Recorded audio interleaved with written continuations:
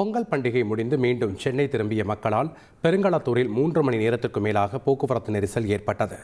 பொங்கல் விடுமுறை முடிந்து ஒரே நேரத்தில் ஆயிரக்கணக்கான வாகனங்கள் சென்னையை நோக்கி படையெடுத்து வந்தன.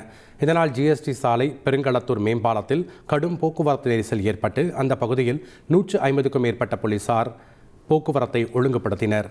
இருப்பினும் பெருங்களத்தூரில் மேம்பால வேலை நடைபெறுவதாலும் குறுகலாக சாலை இருப்பதாலும் போக்குவரத்து நெரிசல் ஏற்பட்டுள்ளதாக தெரிவிக்கப்பட்டுள்ளது. இருப்பினும் கடந்த வெள்ளிக்கிழமை முதல் பொதுமக்கள் சென்னை நோக்கி திரும்புவதால் போக்குவரத்து நெரிசல் குறைவாக இருப்பதாக காவல்துறை தரப்பில் தெரிவிக்கப்பட்டுள்ளது.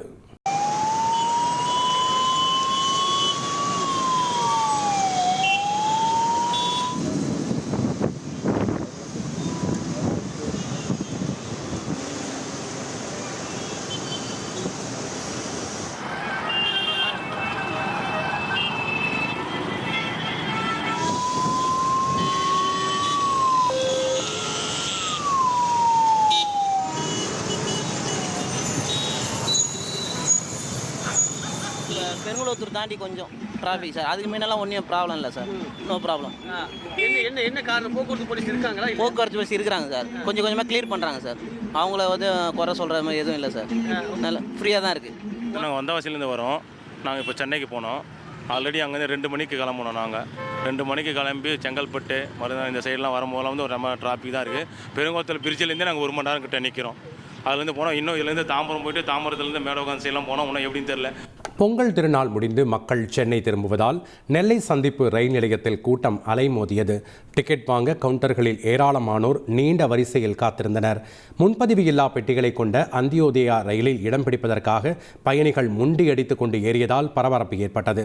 இதேபோல் இதர ரயில்களிலும் அமர்வதற்கு இடம் கிடைக்காமல் கடும் நெரிசலில் நின்று கொண்டே பயணித்தனர். எனவே பண்டிகை காலங்களில் அதிக அளவிலான முன்பதிவு இல்லாத ரயில்களை இயக்க வேண்டும் என பொதுமக்கள் கோரிக்கை விடுத்துள்ளனர்.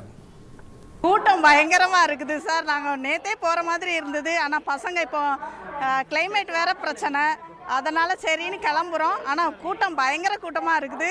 இதே மாதிரி கொஞ்சம் ஒரு 1 ஹவருக்கு முன்ன பின்ன வேறு ஒரு வண்டி விட்டால் கொஞ்சம் நல்லாயிருக்கும். கூட்டம் ஏகப்பட்ட கூட்டம் சார். இதில் ஏறவே முடியாது போல் இருக்குது. எப்படி பஸ்ஸுக்கு ரேட்டு கொடுத்து எங்களால் போக முடியலை. கூட ஒரு ட்ரெயின் விட்டால் கொஞ்சம் வசதியாக இருக்கும்ல சார். நாங்கள் மற்ற நாளைக்கு நாங்கள் வர மாட்டோம். இந்த பொங்கல் சீசன் இதுவரைக்கும் தான் வரோம். இதுவரைக்கும் எங்களுக்கு போக முடிய மாட்டேங்குது. இது கொஞ்சம் சௌரியமாக இருக்குது. நாங்கள் அன்னன்னைக்கு கூலி வேலை பார்க்கவாங்க தான். பஸ்ஸில் 2000 3000 கொடுத்து போகிறதா இருந்தால் எப்படி சார் போக முடியும்? செய்திகளை உடனுக்குடன் தெரிந்து கொள்ள உடனே சப்ஸ்கிரைப் பண்ணுங்க.